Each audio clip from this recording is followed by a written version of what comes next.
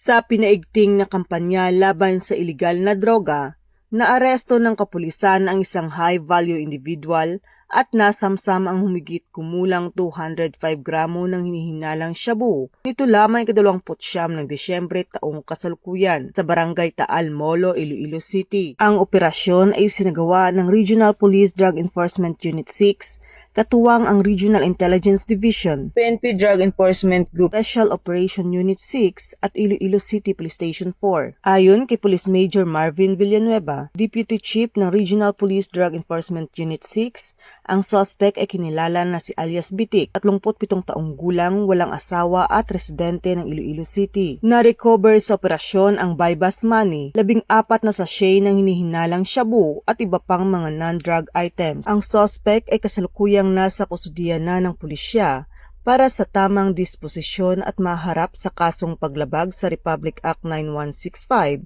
o ang Comprehensive Dangerous Drugs Act of 2002. Patuloy ang kampanya ng kapulisan laban sa ilegal na droga upang mapanatili ang kaligtasan at kapayapaan ng mamamayan sa buong Western Visayas. Mula dito sa Police Regional Office 6, ako ang inyong Police News Network Correspondent, Patrolwoman Charmaine Balunsat, alagad ng batas, tagataguyod ng Balitang Pulis.